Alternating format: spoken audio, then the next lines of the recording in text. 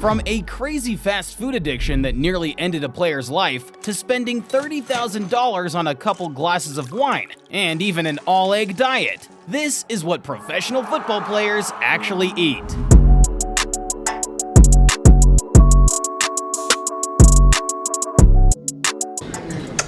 Starting with Dino Zoff, whose diet made him the oldest football pro to win the World Cup, and that would never have happened if it weren't for his grandmother. When Dino was rejected by Inter Milan and Juventus as a 14-year-old with the excuse that he was just too small, his grandma Adelaide had the answer: to feed him up on eggs. Yeah, just eggs. For the next 5 years, he was only allowed to eat 8 eggs a day, nothing else. That's duckin' crazy! But after those 5 years, Dino had grown to be 6 feet tall and ended up finally catching the attention of some scouts. He went on to win the World Cup for Italy as the team's captain.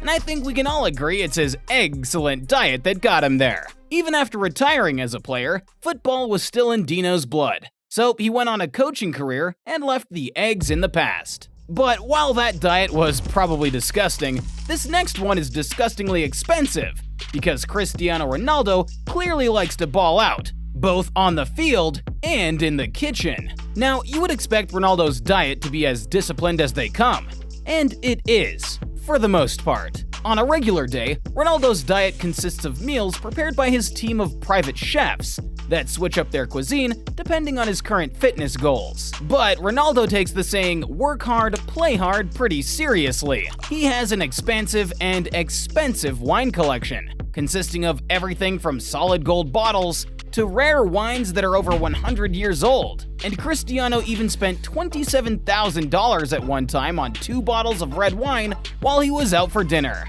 But his relationship with alcohol wasn't always the best, and it actually started before he was even born. When his mother found out she was pregnant with him, she attempted to get an abortion, and the doctors denied her request.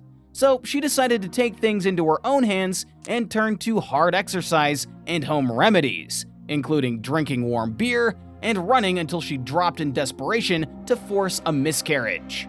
Which makes what Ronaldo has achieved all that more impressive. Most kids would use this as an excuse, but Ronaldo just used it as a reason to push further. And that's why he's the GOAT.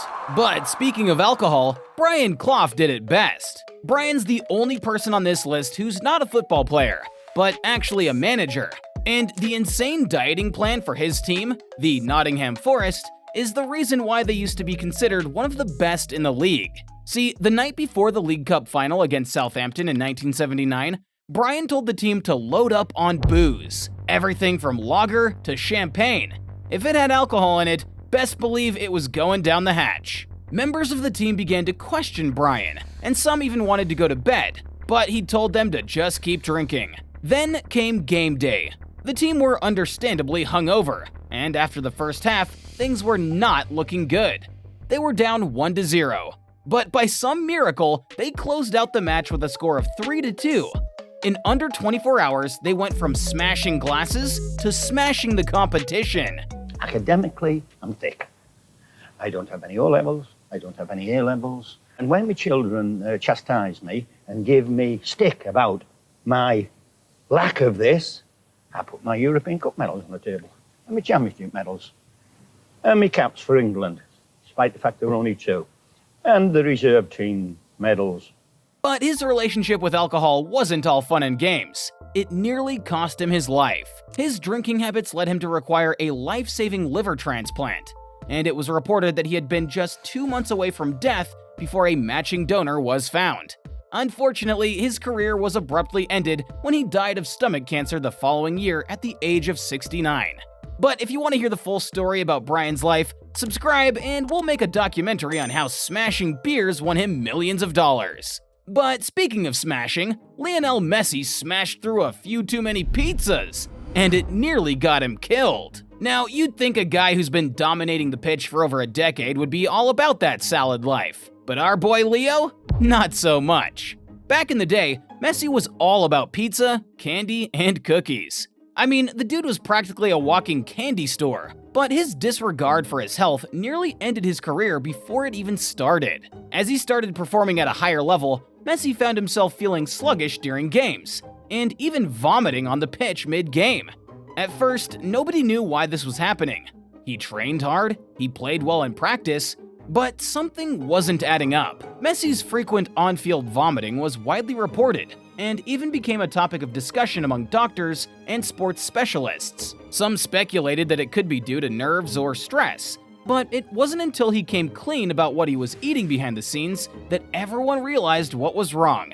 His teammates were eating broccoli and rice, while he was eating hamburgers and fries. So his team managers set him up with a diet plan and hired a nutritionist to get him back on the right track.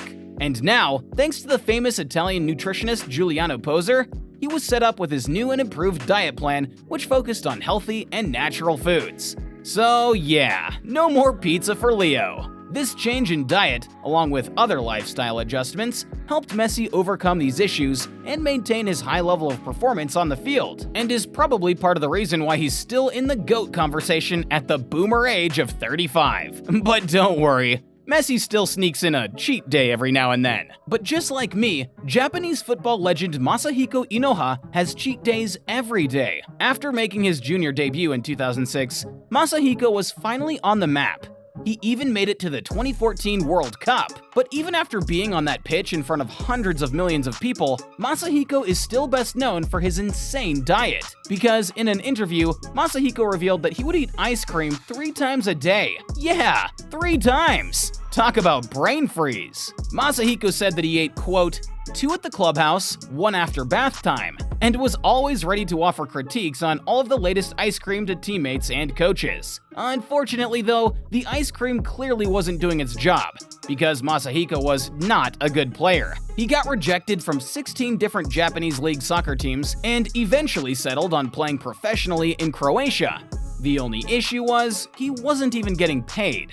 So he lost his work ethic and his love for the game. So just like he dropped out of university in 2006, he got dropped from his team in 2019 and hasn't been seen since. Or maybe he just left because he found out his teammates liked mint chip. But either way, speaking of yummy cream, Mbappe couldn't even get the ice cream at his local supermarket.